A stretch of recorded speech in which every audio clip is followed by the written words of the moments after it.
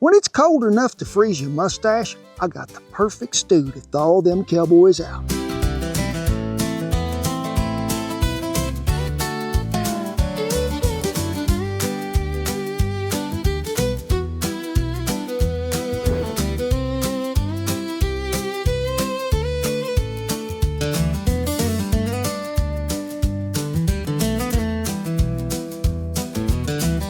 Hey, welcome into camp, and it might look a little different. It might. Good Lord blessed us with some snow. We had about 10 or 11 inches the other day, and whew, it was nice. Now it's getting a little slushy, but you know what mud makes? Mud makes things grow. But when it freezes at night, and it thaw out, and then it freezes, it just does so much better.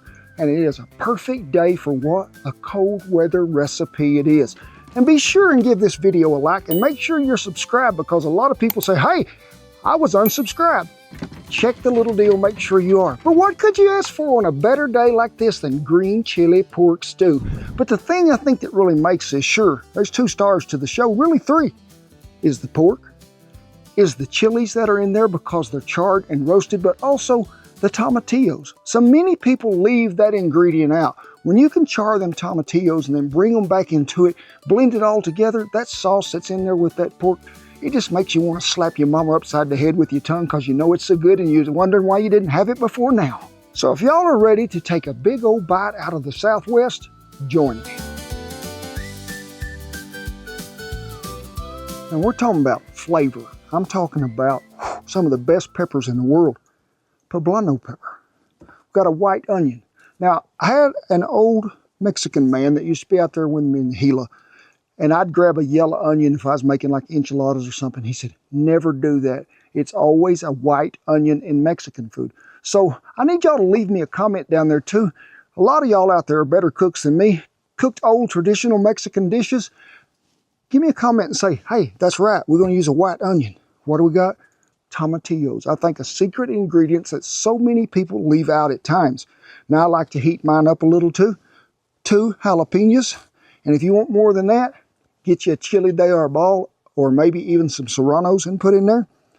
Some green chilies from the Hatch country and garlic. Little seasoning, broth, meat. Get you a tortilla and let's go to town. But they ain't gonna do nothing just sitting here, so I'm gonna meet y'all over at the fire. We're gonna throw them on there and get you roasted.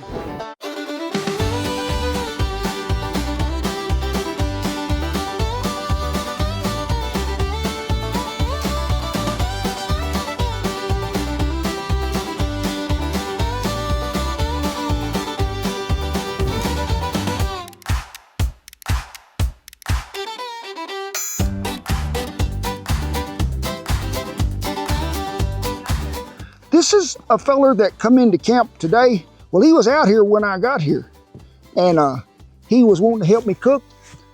He said that he come from way up north of the Arctic Circle, and me and him was kin in some way. So I mean, the mustache is pretty close. Yeah, I mean, he was a lot bigger guy when he left up there, but he come down here, he thawed out just a little, but he's had a long journey. I'm gonna give him some of this green chili pork stew today because it'll warm him up, might even melt his heart.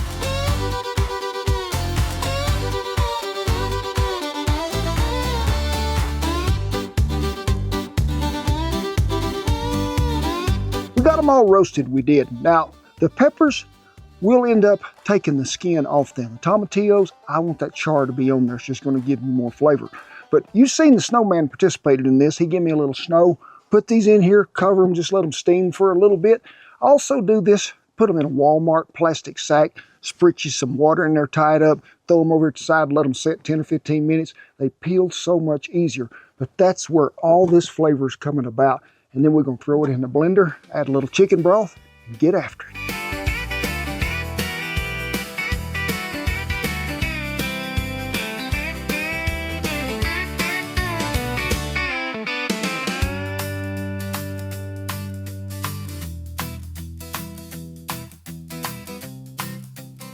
So, can you take the heat or not?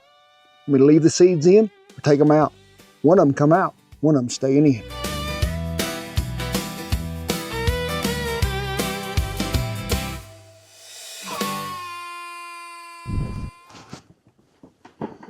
Well, due to the magic of TV and 3 little squirrels and a chipmunk and a goat up front running a little fan, we got us a blender in camp. But first, we got to have a little chicken broth in there. And we're just going to say about, I'd say that much. In go the garlic and everything that we roasted. All the flavor, all the magic happens right here. Don't get no better than this. The first time I ever had this, when I was guiding elk hunters and we stopped at a little place and it got me some of this, the chilies or the onion or the garlic, none of it was run through a blender. It was all just chopped and mashed and chopped and mashed and chopped and mashed to where it was sort of like a puree. It wasn't blended at all. And then they put it in there. But I have had it to where everything is just diced up and you just throw it in the pot. I like it blended because I think it makes it a little smoother.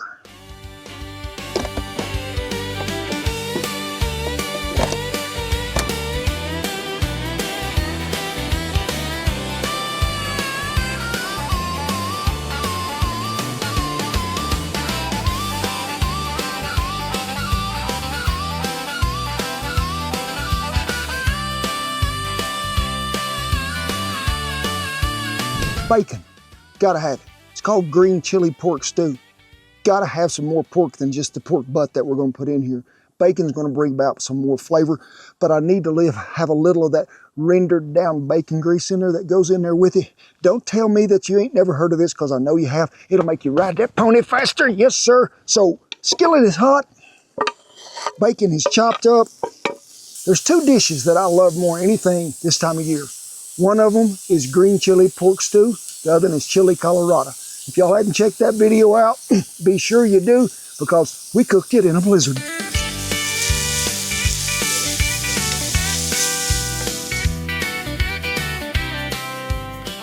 Long before it became a regional staple, this stew grew out of the Spanish colonial kitchens of the Southwest, where cooks had to feed families, ranch hands, and travelers with limited ingredients. What they have on hand? That was chilies, pork, onions, and thyme. Pigs were one of the most practical animals for frontier living. They required little land, could be fed scraps, and nearly every part could be used. Green chilies were just as important. They thrived in the high desert climate, were harvested in the late summer, and preserved through roasting, drying, or freezing. Long before refrigeration, once winter hit, those chilies became the backbone of cold weather meals. Unlike red chili dishes, which often relied on dried pods and longer cooking sauces, green chili stew was faster, brighter, and built for the season right after harvest. It was common to cook in large pots outdoors, letting them simmer while the other work was being done, ranching, rail work, or household chores. Over time, green chili pork stew became deeply tied to New Mexico, especially around the Hatch Valley area, where the soil, the altitude, and the climate produced chilies with a distinct balance of heat and sweetness. There was never one correct version, because the stew was never about precision. It was about feeding people well, keeping them warm, and using what you had on hand. The stew crosses cultures, blending Spanish, Mexican, Native, and Anglo influences into something practical, filling, and unmistakably Southwestern. How about a tortilla, Big? Mate says that is not beef. It is not pork. It is just a tortilla. Duke says it's all right. They're soft and easy to chew. Since you're a big dog, Cletus, you're going to get a whole one. There you go, buddy. And we have no idea where Sadie is. No, Sadie's behind you. Oh, Lou. Lou. There you go.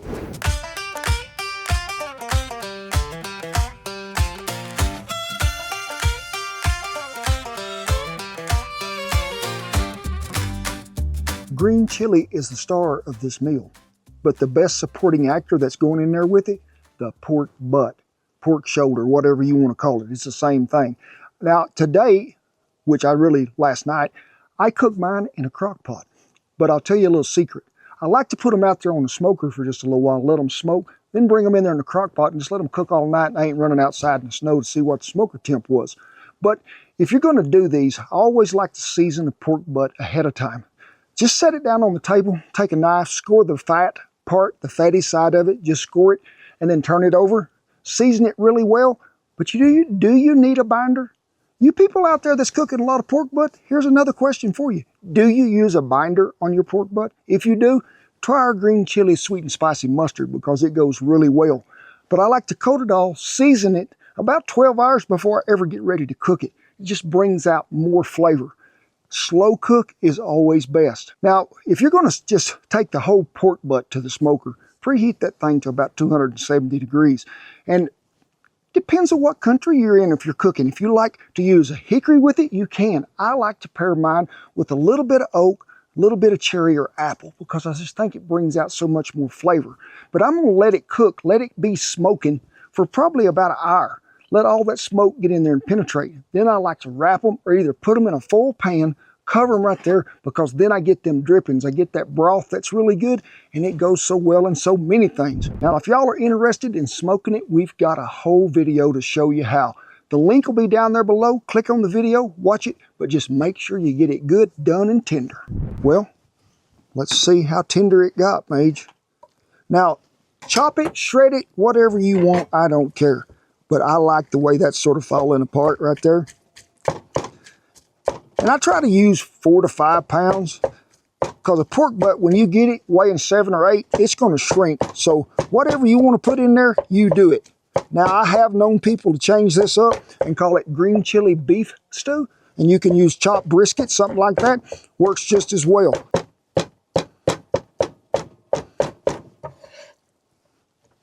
Time to go to pot with it, it is. Now, I'm one of these people, and y'all know it because y'all seen it for a long many years. If you're going to have something and meat is involved, you don't scrimp on the meat. It's called green chili pork stew for a reason. Not just to taste the pork. I want 3 or 4 bites in every spoonful. Is the pot going to be full? Probably so, but that's what it's about. I'll meet y'all back over the fire. We're going to let it simmer, but before we do that, we'll add a little chicken broth.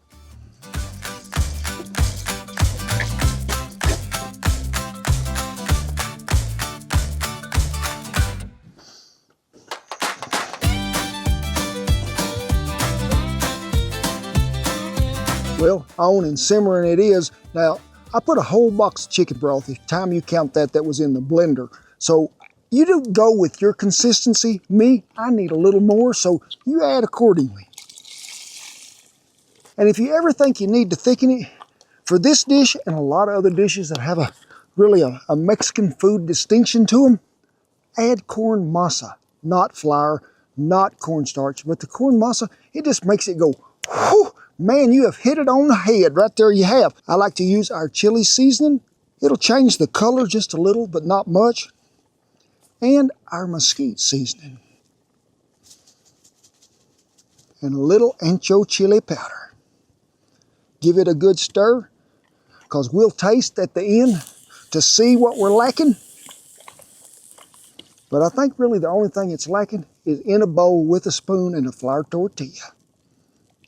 We're going to let this simmer over a medium-low heat for about 45 minutes till all them flavors get blended well. Every once in a while, you go by there and stir it. If you need to add some more broth, you do so.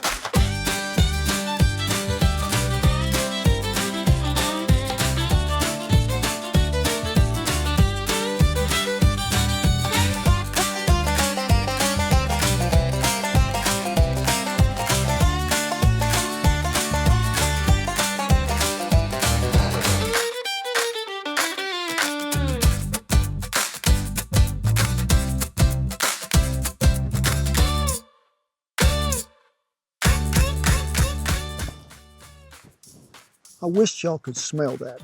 Better than all that, I wish you was here to join me just to taste it, because there is so much flavor in here and so much aroma coming out of this bowl. And while y'all wasn't watching a while ago, I done had one bite. This stuff here is on the money, solid gold. Pork so tender, it just melts in your mouth. You got a little something hanging from your mouth there. Well, it's called leftover. Really, I think when you blend that sauce, it's the tomatillos that really are the star. But the char is what does it. Brings out so much flavor that you got in there. Don't skip any of this, because you need to make it, and it's oh so easy, and it'll warm you up on the coldest of days. Hey, before y'all quit me, I got a couple of big announcements I do. Our podcast is already out there going, and y'all can join us every Sunday and watch it on our YouTube channel, but also on your favorite podcast platform. And also, if you need to keep up with your dates and make sure you don't miss that podcast, get you one of these Rollins Cowboy Cooking Calendars. They are out there now, full of what? Shan's great pictures from different ranches we've been on across the United States. Don't get no better than that. Oh, and I almost forgot one more thing. I'm going to be at Lehman's there in Kidron, Ohio again this April, so be sure and look on the website. Everything will be there where you can join us that day. It'll be a great time. But it is with pride, honor, and privilege that I tip my hat to all the servicemen and women and all the veterans that have kept that old flag a-flying over camp. We commend you all, we do. Rest of you, get on up in here. My feet's cold and wet, and I'm hungry, and I'm tired, and I'm finna eat me some of this. Give you a big old hug. God bless you each and every one, and I'll see you down the green chili pork stew trail. Well, did you enjoy the show?